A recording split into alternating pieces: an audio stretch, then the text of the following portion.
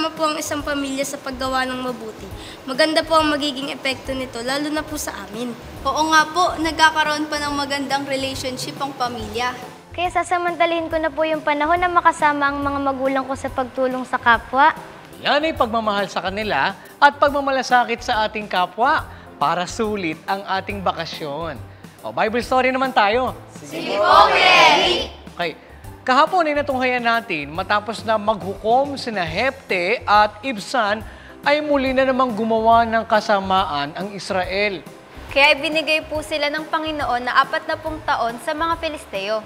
Ang tigas po talaga ng kalooban ng Israel. Oo nga eh. Pero teka, Kuya Eric, sino po ang sinasabi kahapon sa kwenta na may ipanganganak na lalaki? Ano po ang gagawin niya pagkapanganak sa kanya? Yan ang aalamin natin ngayon. Sino nga ba siya? At bakit kailangang makipag-usap ang anghel ng Panginoon kay Manoah? Samantalang ang kanyang asawa ay baog. Ano kayang ibig sabihin nito? Sige, para maging malinaw sa ating lahat ang kwento, basahin na natin ang nakasulat sa Aklat ng Hukom sa 13:13 hanggang 25.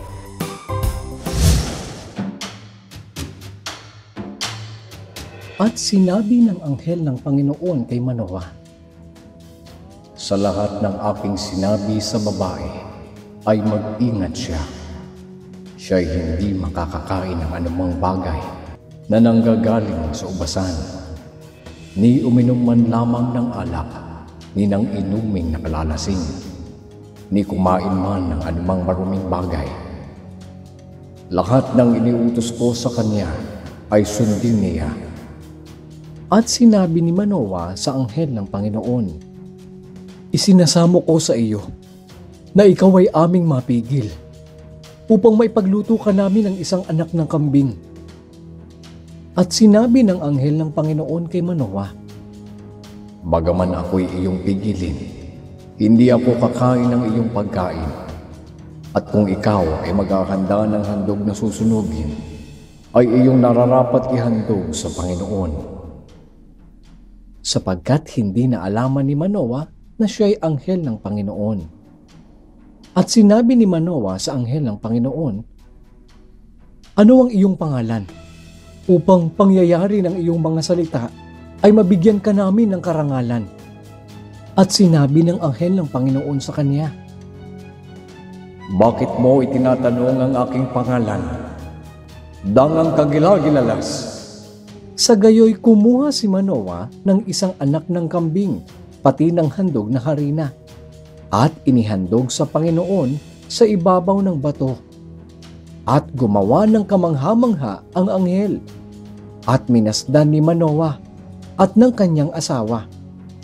Sapagkat nangyari, nang umilang lang sa langit ang alab mula sa dambana, na ang anghel ng Panginoon ay napailang lang sa alab ng dambana, at minasdan ni Manoah at ng kanyang asawa, at sila'y nangapasubasob sa lupa.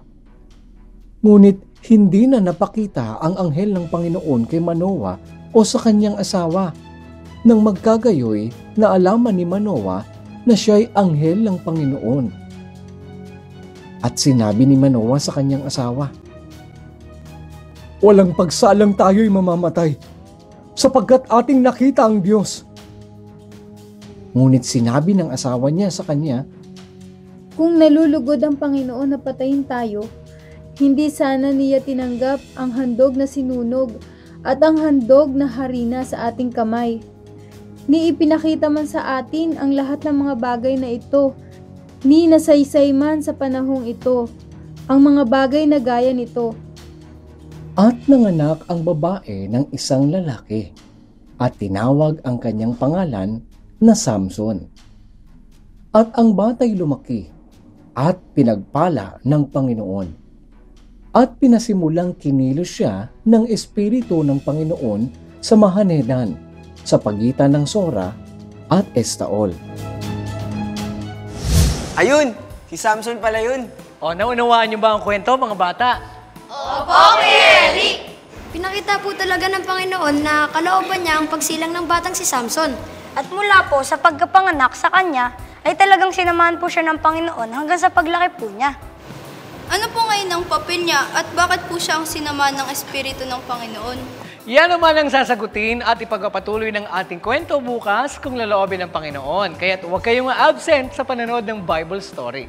Ang isang pamilya na nagbo-volunteer sa mabuting paggawa ay may magandang dulot, lalo na sa atin. Natuturuan tayong gumawa ng mabuti at tumulong sa kapwa natin na nangangailangan. Tama, ang pag-volunteer sa mga charity ay isang mabuting pagkakataon para makasunod tayo sa iniutos ng Diyos sa atin at tayo ay maging mapalad.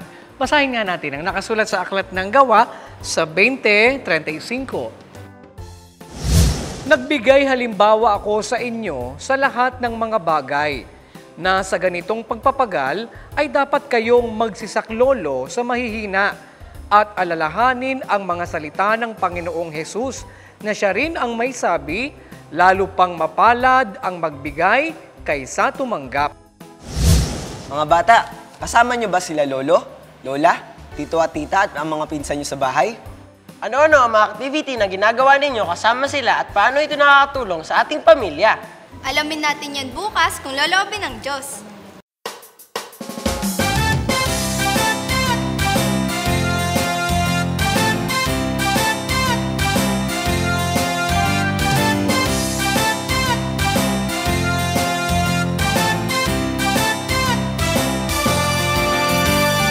Narito na ang tag-araw, narito na ang sayang umaapaw, sa tubig tayo'y magtampisaw, kasabay ng awitin natin at pagsayaw. Masaya't masigla pa tayo sama-sama, langit ay may ngiti.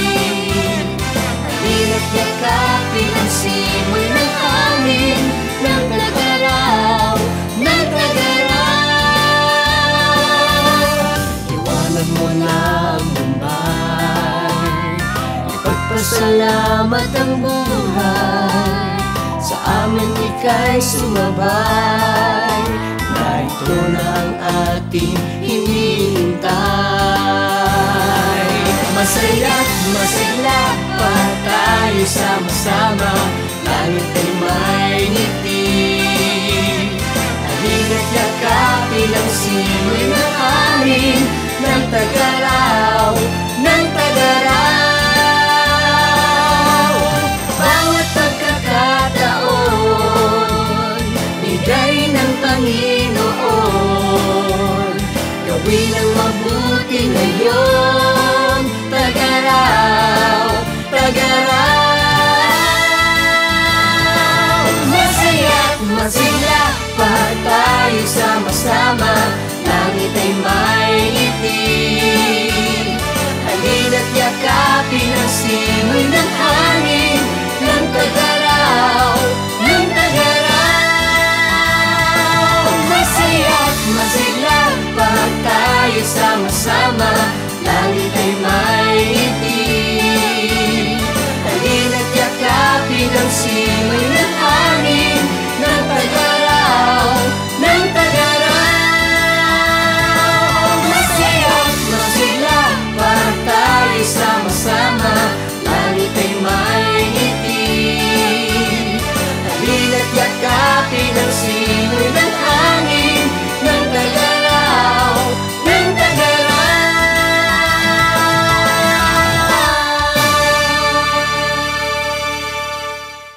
Hanggang dito mga bata, bukas kung laloobin ng Panginoon ay muli tayong magkita-kita. Dito lang sa nag-iisang Bible School on Air, ang KNC Show! KNC Show, we'll teach us while we grow. Sa tulong ng ating Diyos Ama, isipan ay magliliwanag. The KNC Show, we'll teach us while we grow. Sa tulong ng ating Diyos Ama, isipan ay magliliwanag na.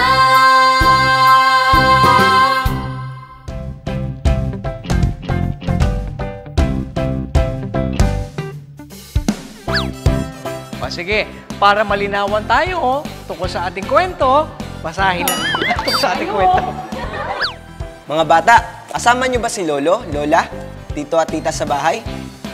Minsan sa... Mga bata, kasama niyo ba sila Lolo, Lola, Tita at Tito?